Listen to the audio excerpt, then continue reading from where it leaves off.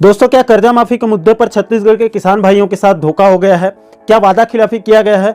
इसी महत्वपूर्ण और गंभीर मुद्दे के बारे में हम इस वीडियो के अंदर विस्तार पूर्वक समझने वाले हैं। इसलिए दोस्तों, अगर आप एक किसान हैं या फिर किसान परिवार से आते हैं या फिर खेती की किसानी में आपकी दिलचस्पी है, तो आप इस वीडियो को अंत तक जरूर देखिए और पूरे मामले को अच्छे से समझने की कोशिश कीजिए। नमस्कार दोस्तों, मैं हूं आपका दोस्त लोकेश साहू और आप देख रहे हैं लोकेश छत्तीसगढ़िया यूट्यूब चैनल। आप सभी साथियों का हमारे चैनल पर बहुत बहुत स्वागत है। दोस्तों, सबसे पहले आपकी जानकारी के लिए बता दूं कि किसानों के कर्जा माफी के मुद्दे पर पहले भी एक दो वीडियो हम लोग बना चुके हैं, बात कर चुके हैं, जिसमें किसान साथियों का अच्छा रिस्पांस भी देखने को मिला है और वास्तव में मुद्दा बिल्कुल सही और जायज है, इसलिए लोग पसंद भी कर रहे हैं और हमारा उत्साह भी बढ़ा रहे हैं। दोस्तों, अब धीरे धीरे बहुत से किसान साथियों के द्वारा अलग अलग वीडियो के नीचे कमेंट के माध्यम से, कुछ लोग व्हाट्सएप मैसेज के माध्यम से और हमारे क्षेत्र के कई किसान भाइयों के द्वारा मुझे पर्सनली इस कर्जा माफी के मुद्दे पर वीडियो बनाने के लिए निवेदन भी किया जा रहा है। इसलिए हम इस वीडियो के अंदर किसानों के कर्जा माफी मुद्दे पर फिर से चर्चा करेंगे, क्योंकि इस मुद्दे को लेकर कुछ नए वीडियो और कुछ नए बयान सामने निकल कर आए हैं। दोस्तों, मैं पूरे मामले को शुरू से शुरू करना चाहता हूं ताकि नए पुराने दोनों दर्शकों को पूरे मामले के बारे में अच्छे से समझ में आ सके।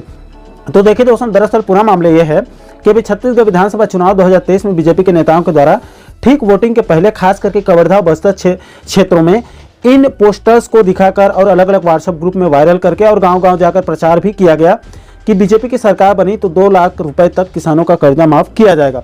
हालांकि दोस्तों, जब कर्जा माफी का वादा किया गया और प्रचार किया गया था, उस समय बीजेपी का घोषणा पत्र जारी नहीं किया गया था।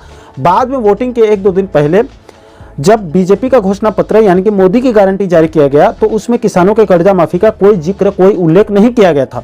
लेकिन जब तक किसान सही गलत को समझ पाते तब तक वोटिंग शुरू हो गई और कर्जा माफी के चक्कर में बहुत सारे किसान इसके झांसे में आ चुके थे। दोस्तों, आप आगे कर्जा माफी वाले उन वीडियो क्लिप्स को भी देख सकते हैं जो कवर्धा और बस्तर क्षेत्र से निकलकर सामने आए हैं। काबर करे मैं पूछता हूँ, अरे भाई, हर किसान के, सभी बैंक के 2 लाख तक के कर्जा माफ ये भाजपा करने वाला बड़े किसान है। के आशीर्वाद मिले, आपके साथ समर्थन मिले, कर्जा माफी के विषय में भी आए कांग्रेस के, तो हमारे भाजपा के भी एक कर्जा माफी आहे जो में फर्क नहीं खाए और थोड़ा सी अंतर है, अंतर का आया है। बड़े किसान के 25-30 लाख रुपया कर्जा रखेगा तो ओला हम नहीं माफ करें, सब किसान के 2 लाख रुपया।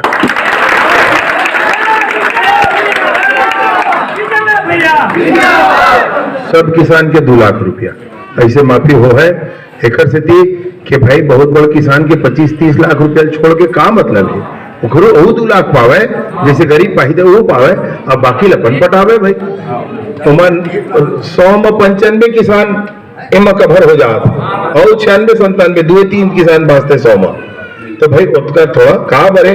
अरे गांव में कुछ उन्नति भी तो करवाए ले, थोड़ा मंच में नाली भी तो बनना चाहिए गांव में, ओकरो पर तो पैसा चाहिए सरकार ला। 30-30, 40-40 लाख के छूट दे के कोई मतलब है का? नहीं रहे भाई। तो ये बात थोड़ा अक्कल से करेल पर ही। धान के मामला में मैं भाजपा पाछू नहीं रहे भैया, जतका बात हो है मोला लगता है भाजपा ओखरों से एक कदम आगू जाए।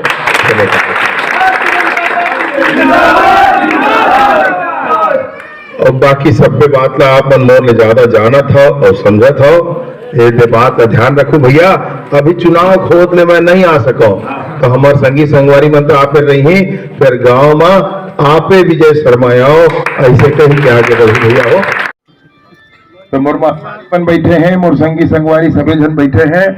हमन तो आने आने गांव घूमत रहेगा, सोहागपुर, बदरा, डीला, साटोला, मैनपुरी ऐसे घूमत रहें। फिर पता इनके सब झंझुरिया आएगा, बड़े बड़े नेता गांव के आएगा, तो हम सब छोड़ के आपके दर्शन बर आए हैं भैया हो। ये लड़ाई है गजबे मार गे है, मैं तुला बतावत हूँ, गजबे मार गे। एक बात आज हमारे कार्यकर्ता साथी मन के बीच में बोल के जावत हो, तालाब के पार तक बैठे सब संगी संगवारी मोर बात न सुन लोगा और गांव जाग गुठिया दे होगा। भारतीय जनता पार्टी के ऐलान है कि सभी बैंक के, सभी किसानन के 2 लाख रुपया तक के कर्जा माफ भाजपा की सरकार भी करी।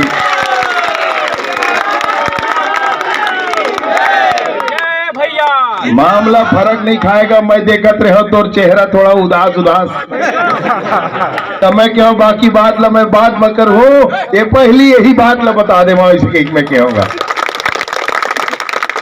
और धान के मामला में भाजपा एक कदम आगू रही, फिर पाछू नहीं हो भैया, पाछू नहीं होगा।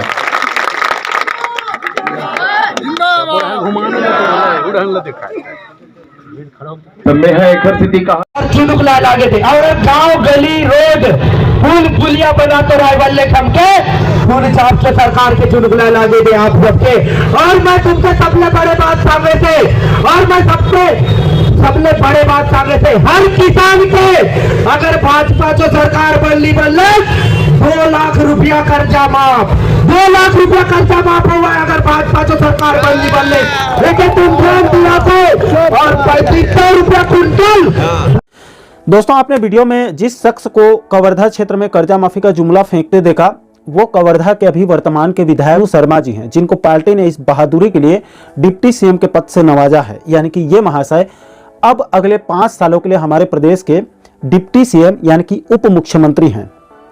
दोस्तों, इसके बाद जब अब किसानों को पता चला कि बीजेपी ने अपने घोषणा पत्र में कर्जा माफी का कोई वादा किया ही नहीं था, उनके साथ तो खेला हो गया है।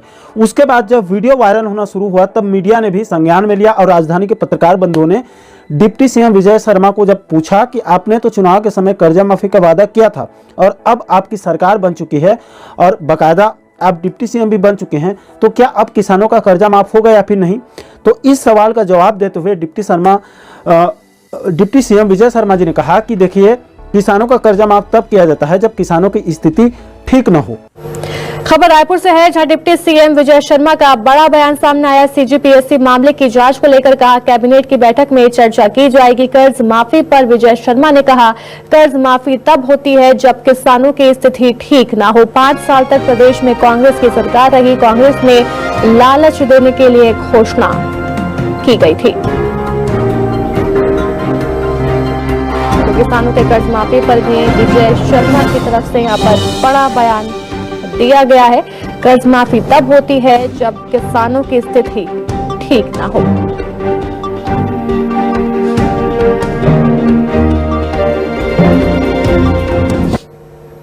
मैं पूछना चाहता हूं कि कर्ज माफी तब की जाती है जब किसानों की व्यथा स्थिति ठीक ना हो। पिछली बार जो सरकार 5 साल तक रही, कहा किसानों की सरकार हुआ, फिर से कर्जा माफी की क्या जरूरत? चुनाव का लालच देना था खाली।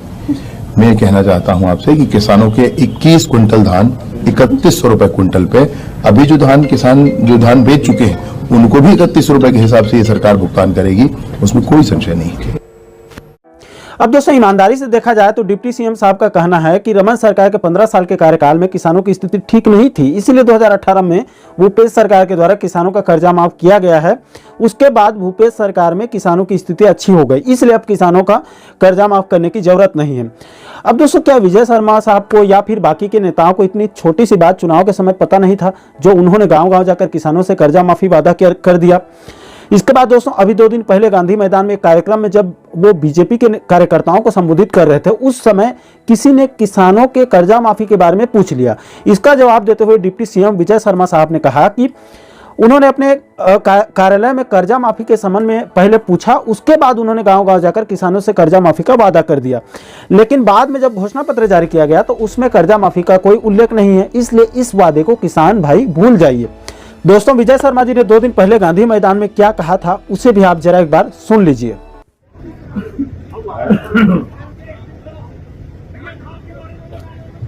नहीं, धान के 21 क्विंटल 3100।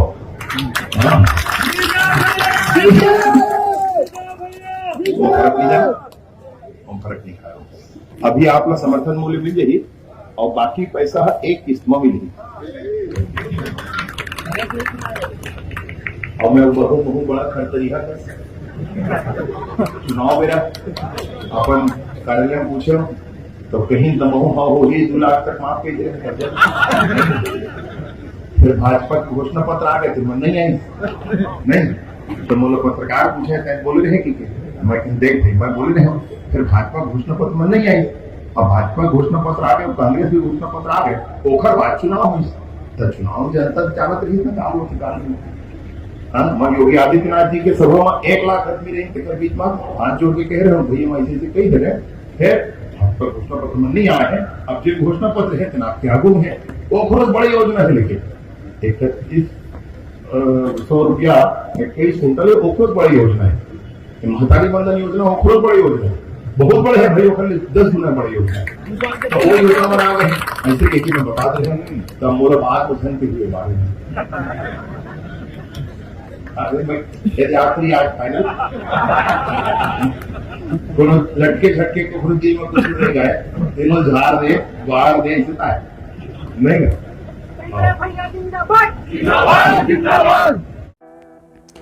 तो दोस्तों इन सभी अपडेट और वीडियो क्लिप से साफ हो जाता है कि छत्तीसगढ़ में किसानों के साथ कर्जा माफी के नाम पर धोखा हुआ है, झूठ बोला गया है, जुमला फेंका गया है। अब दोस्तों कुछ साथी कमेंट कर रहे हैं कि जिन नेताओं ने किसानों से कर्जा माफी का वादा किया था वो उनका व्यक्तिगत वादा है, पार्टी ने तो अपना घोषणा पत्र में कर्जा माफी का वादा नहीं किया है। तो उन साथियों को मैं 2 बात बोलना चाहता हूं कि पहला तो चुनाव में आप व्यक्तिगत रूप से अपने से कोई घोषणा नहीं कर सकते हैं। अगर कोई नेता अपने अपने क्षेत्र में व्यक्तिगत रूप से घोषणा कर दे और पार्टी के घोषणा पत्र में उसका कोई उल्लेख न हो तो ये तो भविष्य में देश प्रदेश के लिए और बहुत बड़ा खतरा है। तो देखिए दोस्तों, इसको भी आप ध्यान से समझ लीजिए। मान लीजिए 2028-29 के आगामी विधानसभा चुनाव में किसी पार्टी के कई सारे उम्मीदवार अपने अपने क्षेत्र में माहौल बनाने के लिए अपने अपने हिसाब से कई बड़े बड़े वादा कर दे और ठीक वोटिंग के 1-2 रात पहले ही पार्टी अपना घोषणा पत्र जारी करे और उस घोषणा पत्र में उन वादों का कोई उल्लेख ही न हो जो वादे कई उम्मीदवारों ने पहले ही अपने अपने विधानसभा क्षेत्र की जनता से वादा किया हो और उस क्षेत्र की जनता घोषणा पत्र को नहीं बल्कि उन नेताओं के वादों को आखिरी सत्य मानकर वोटिंग कर दे और जीतने के बाद वही नेता बोले कि हमने तो जो वायदे किए थे वो हमारा व्यक्तिगत राय था, लेकिन चूंकि पार्टी ने तो अपने घोषणा पत्र में उसका कोई उल्लेख नहीं किया है इसलिए आप उन वादों को जुमला समझकर भूल जाइए। तब के स्थिति में आप क्या कहेंगे? क्या तब भी आप नेताओं को बचाएंगे या फिर जनता के हक की बात करेंगे? और दूसरी बात, कुछ साथी बोल रहे हैं कि जो घोषणा पत्र में वादा किया गया है वही आखिरी सत्य है, उसी को पूरा किया जाएगा। तो दोस्तों बीजेपी के घोषणा पत्र यानी कि मोदी की गारंटी में तो कुल 56 पेज का इतना लंबा चौड़ा वादा किया गया है, उसको पढ़ते पढ़ते आपको तकरीबन आधा घंटा से ज्यादा का समय लग जाएगा। तो अब घोषणा पत्र ही आखिरी सत्य है तो अगले 5 साल में सभी वादों को पूरा किया जाए। देखिए दोस्तों, ईमानदारी से बताऊं तो बीजेपी के घोषणा पत्र में जो जो वादे किए गए हैं उसको बीजेपी को छोड़िए कोई भी पार्टी 5 साल में तो क्या 10 साल में भी पूरा नहीं कर पाएगी।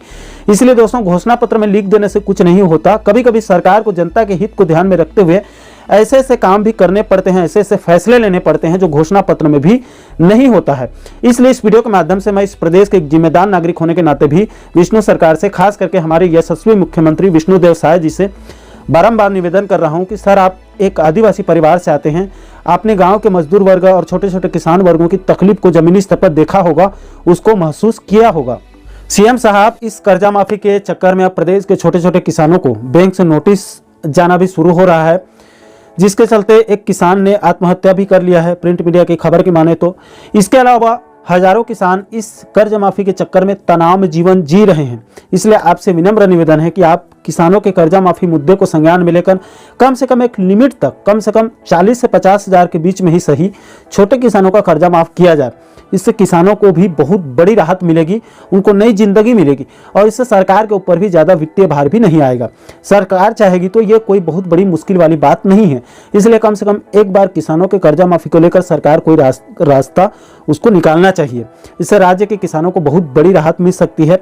बाकी दोस्तों इस मुद्दे को लेकर आप क्या सोचते हैं, आपकी क्या राय है? क्या प्रदेश के छोटे छोटे किसानों का एक लिमिट तक एक बार ही सही कर्जा माफ होना चाहिए अथवा नहीं? और क्या आपके क्षेत्र में भी चुनाव के समय किसानों से कर्जा माफी का वादा किया गया है या फिर नहीं? नीचे आप लोग कमेंट सेक्शन में अपनी प्रतिक्रिया, अपना फीडबैक आप जरूर दीजिएगा। और दोस्तों आप इस वीडियो संदेश को ज़्यादा से ज़्यादा शेयर कीजिए ताकि राज्य में कम से कम जाति धर्म के बहस के बदले इस प्रकार के गंभीर मुद्दों पर चर्चा होगी, जिससे राज्य के हजारों लाखों किसान भाइयों को राहत मिल सकेगी और उनका भला भी हो सकेगा। और दोस्तों आप आगे भी प्रदेश के किसान, कर्मचारी, बेरोजगार युवाओं के साथ साथ आम जनता से जुड़ी और भी अन्य महत्वपूर्ण मुद्दों पर वीडियो देखना चाहते हैं तो आप हमारे चैनल को सब्सक्राइब जरूर कर लीजिएगा ताकि आने वाले सभी नए वीडियो का नोटिफिकेशन आप लोगों तक तुरंत पहुंच सके। दोस्तों अभी के लिए फिलहाल इस वीडियो में इतना ही, मुझे दीजिए इजाजत। मैं मिलता हूं आपसे एक और महत्वपूर्ण मुद्दे के साथ, महत्वपूर्ण टॉपिक के साथ। तब तक के लिए जय हिंद, जय छत्तीसगढ़।